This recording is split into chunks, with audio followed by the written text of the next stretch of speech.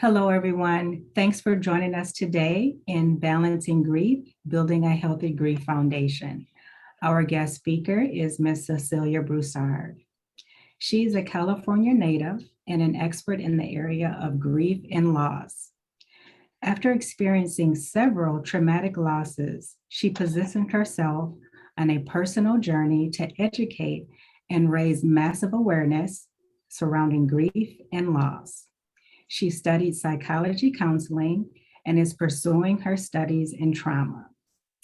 She's helping many individuals and communities with their extensive experience facilitating grief sessions, move beyond pain to restore healing and promote recovery and transformation. Her breakthrough approach uncovers the deepest pain to discover emotional liberation to help live a joyous life after traumatic experiences. Cecilia is unlocking one heart at a time. In her free time, she can be found researching, reading, and connecting with nature. Journaling has been her greatest recovery tool for navigating life. Cecilia, thank you so much for joining us today. Thank you so much, Talea, for having me today, for hosting me. I thank you for all of your time. I thank you for your support. I thank you for your marketing. I just thank you for who you are as a person, and I can call you a dear friend. So thank you so much today for having me. And thank you for all the participants for chiming in today, for taking time out to find out what I will be sharing.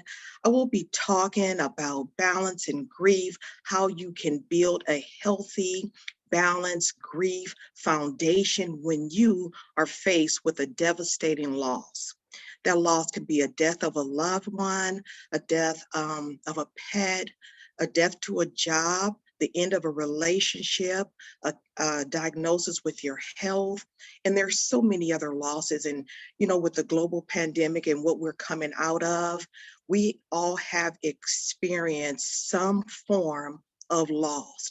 And you know what? I have been thinking, and, during the pandemic, we were all forced into grief. We were all forced, whether you like it or not, we were all forced into grief. Children, adults, it doesn't matter where you live, no matter who you are, your age, the color of your skin, we were all forced into a place of grief.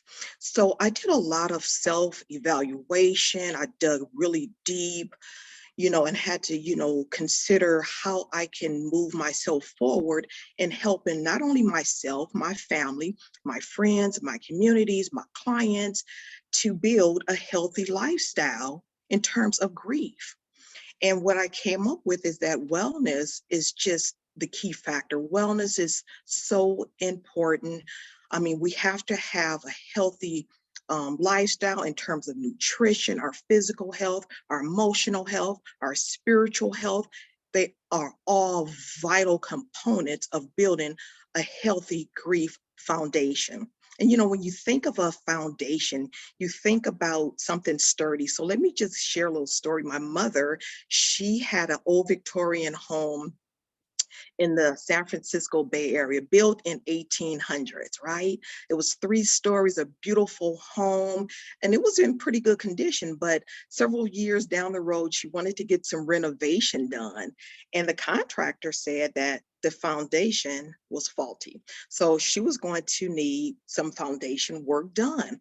And we all know that a foundation, if it's a faulty foundation, you cannot build healthy. You cannot build correctly.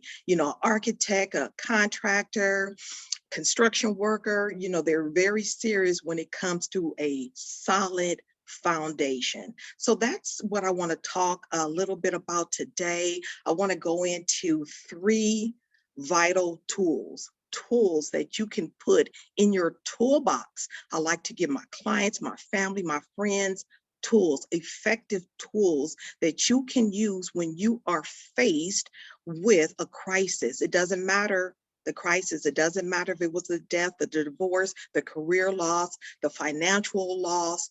When you have powerful tools that you can pull out of your toolbox to be able to help yourself first, because we all know we have to secure our masks first, and then we can go on to helping our children and our loved ones and our co-workers and our church members and our communities, right?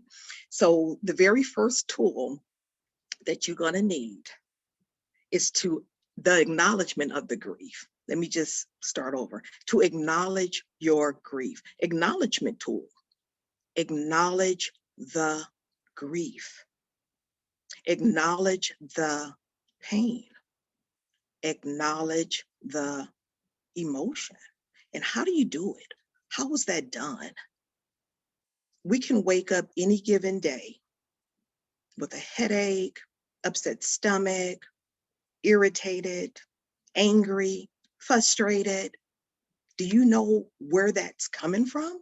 Are you able to channel what caused it? You know, you can revisit it. What did you eat the night before? Did you have an argument the night before? And let me just tell you that if it was a loss that you've experienced, a death of a loved one, it doesn't matter if the loss was 25 or 30 years ago. It's what we call triggers. So the very first thing is to be able to acknowledge that trigger, acknowledge that emotion, acknowledge that pain, write it down, journal that thought. If it's one word, upset stomach, write it down. Headache, write that down. Irritable, write that down, and be able to channel it. And I like to check in and gauge my temperature. You know, everything now, everywhere you go, they want to check your temperature. So we have to check our temperature. We have to gauge where we are. So I like to check in with my emotions, and I like to say, okay, where am I at with it? How am I feeling today? And I check in 2 or 3 times a day. So that's number one, acknowledge the pain. And that's how you do it. Number 2, allow yourself permission. Allow yourself permission to grieve that pain, that situation, whatever it is for you, because we all grieve different. We all have different levels of grief, and we're all experiencing grief at our own personal levels. Illnesses, death of a loved one, death of a pet, financial loss, and the list goes on.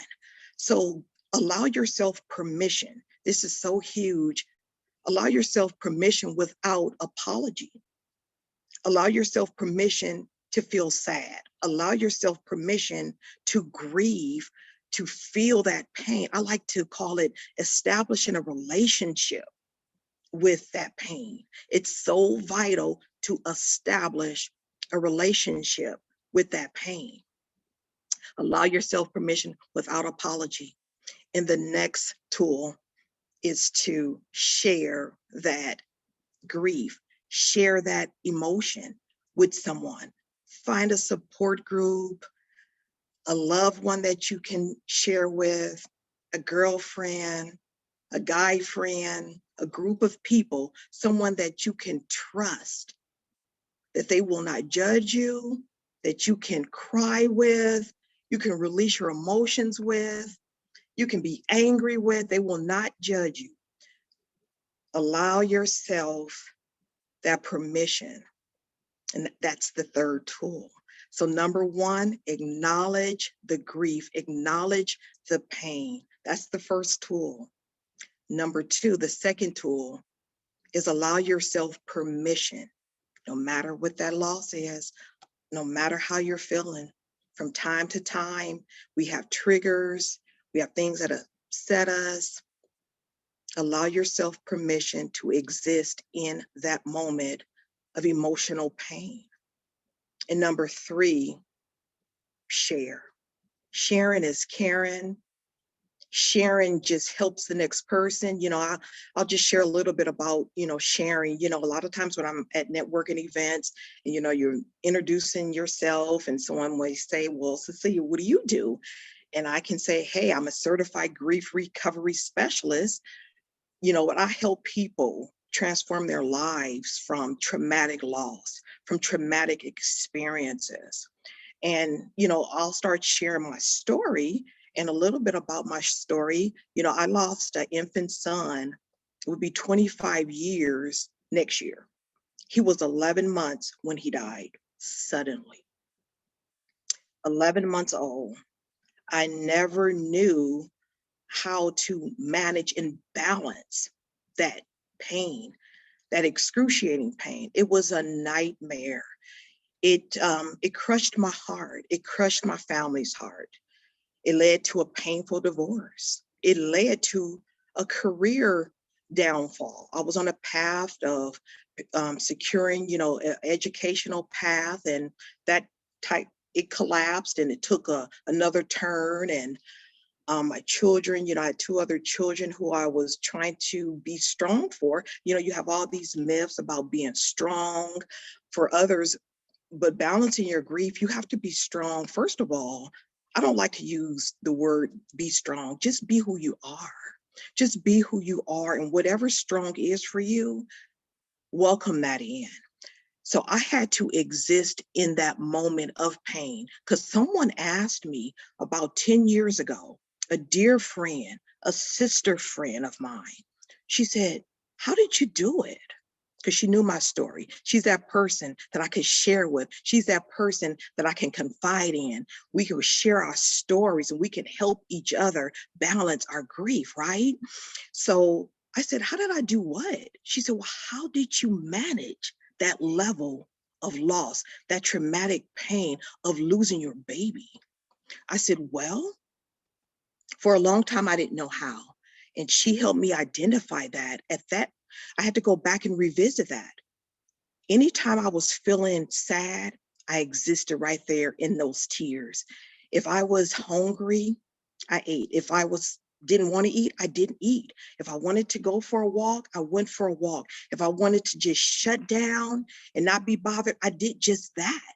So existing in that moment, existing in that present moment, no matter what the circumstances were, I just existed in that moment. So when you're building and when you're looking for, ways to feel better in terms of any loss that you've experienced, just exist.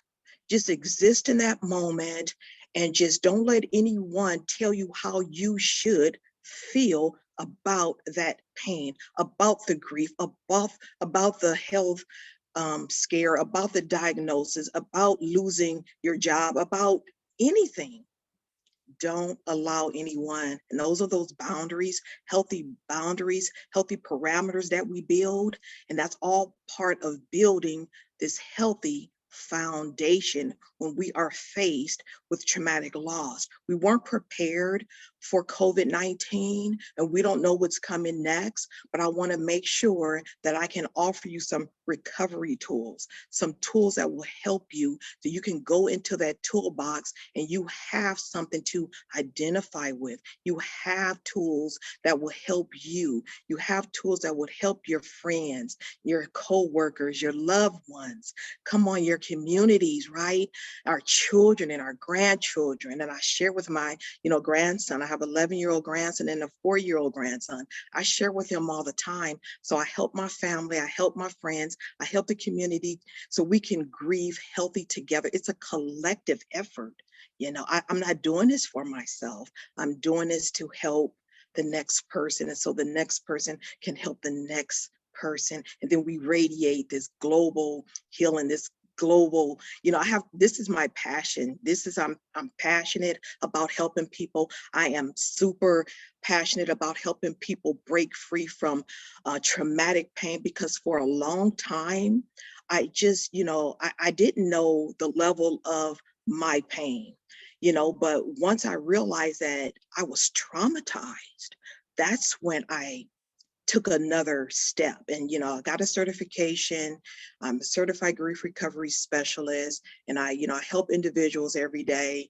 And that's a little bit about what I do as far as a grief specialist. And this is something that is dear to my heart, and I honestly believe that God called me to this assignment. And it's a privilege. It's a privilege to share with you all today. I hope these 3 tools helped you guys. I hope you guys can learn something about building a healthy foundation.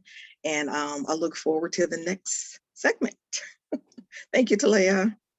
Thank you, Cecilia, for the 3 powerful tools that you've shared with us, and then also for sharing your personal experience with grief. And very sorry that you had to go through that. I'm glad that you're doing much better. That is a very tough situation. And the blessing out of all of it is what you've realized is your purpose and a way for you to help other people. So with that being said, I have a couple questions for you and the audience that I serve. The first question is, cancer patients and survivors suffer many losses. And what advice do you have for them about coping with grief? Wow, what a great question. I would let cancer patients and caregivers know it's so important to acknowledge that pain. It's so important to not feel sorry for yourself, but embrace that level of pain. And I know it may sound harsh, but once you establish the relationship with that pain, with the grief, it's a little lighter load. It brings a little level of comfort. You know, you can better adjust, if you will.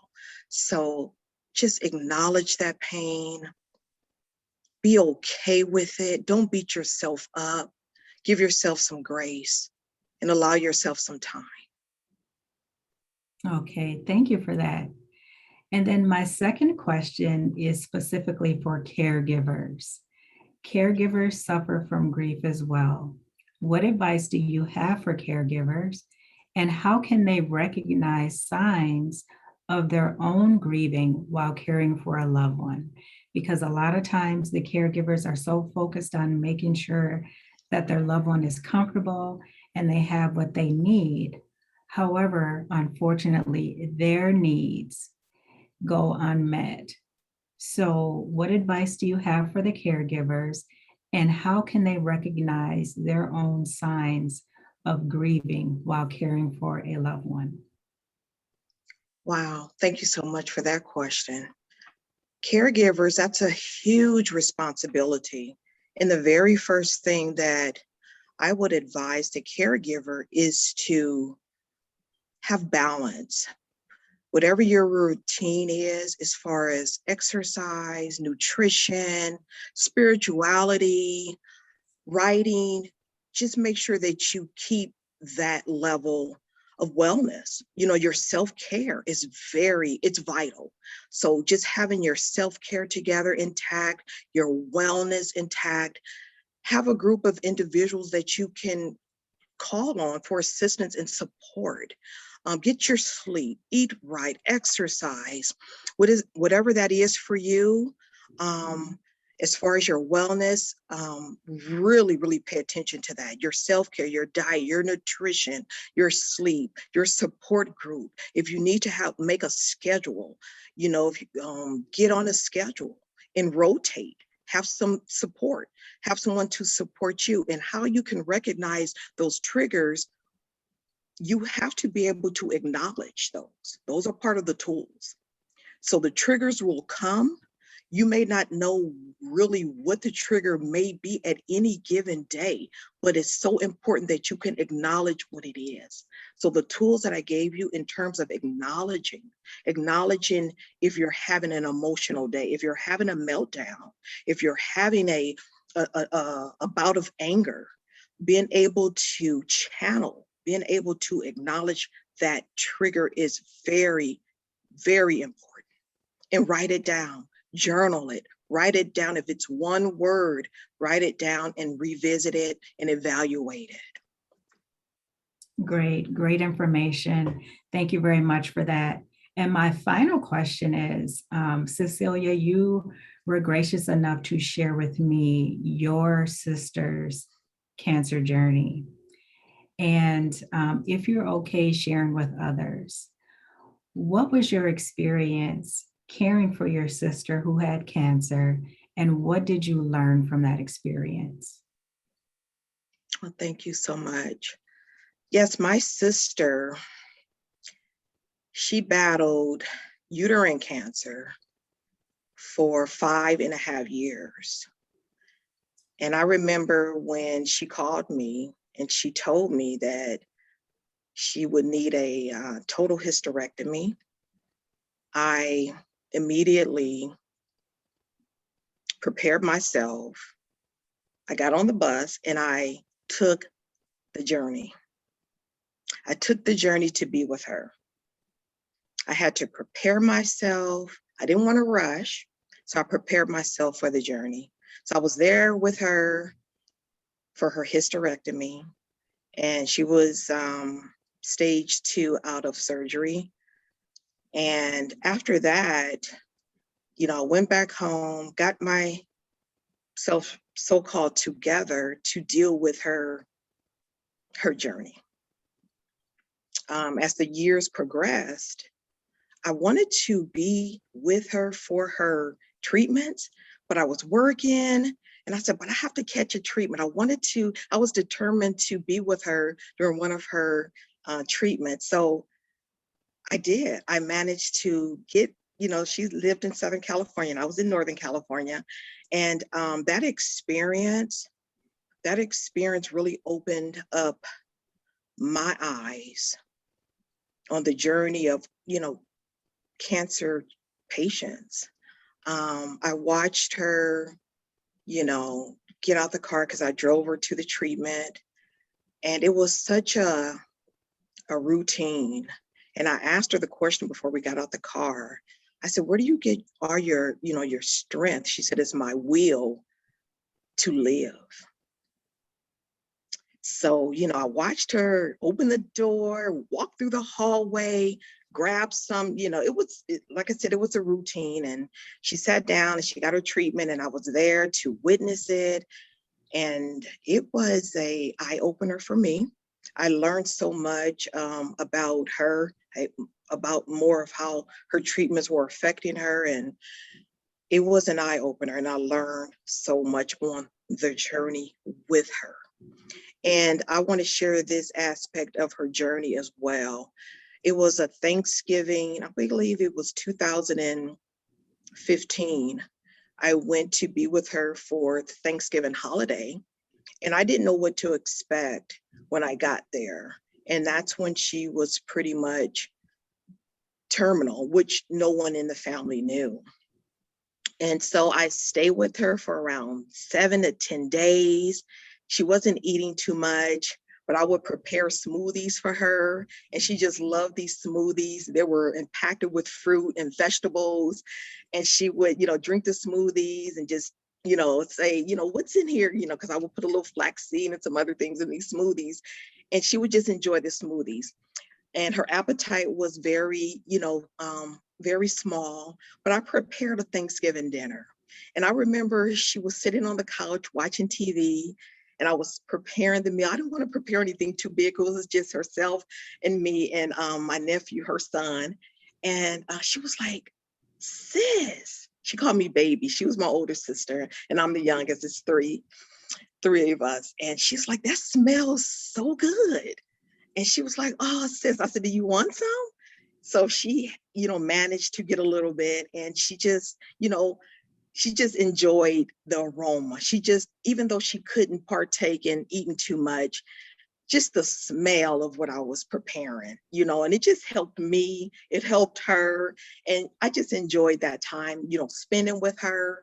And what I learned about the journey, she prepared me to move forward with writing a book because I authored a book and I was in preparation of writing a book before she passed away. Unfortunately, she passed away. And after she passed away, I went home, I took out the manuscript And I got my journals out and I was hearing her word. Like she kept saying, I'm so proud of you. She would tell me that. She was so proud of me. And I released the book. So yeah, thank you so much. It prepared me to do my work. Wow. So that's a big lesson right there Yes. that you were able to take and keep with you and use it as Yes. motivation to keep going. Yes. So thank you so much, Cecilia, for sharing that very personal story. Thank you for the 3 tools that you shared with us to better manage and balance grief. Again, Ms. Cecilia, thank you so much. It was a pleasure having you today. Please Thank tell you. people how they can get in touch with you or where they can find you. Thank you so much for having me, Talea. I greatly appreciate the opportunity to share with your audience. And, thank you for everyone who showed up. And I like to tell my clients, my family, my friend, the very first thing to healing is showing up. And you showed up today. You showed up. And I thank you so much for showing up for your healing, your recovery. You can find me at CeciliaBroussard.com on Facebook. I am CeciliaBroussard.com on Instagram. I'm on Twitter at TheBoldLiving3. And that's where you can find me on social media. I would love to connect with you further. And thank you so much for taking the journey. Thank you, Cecilia. And we hope to hear more from you in the future. Thank you, Talea. You're welcome. Take care. Take care.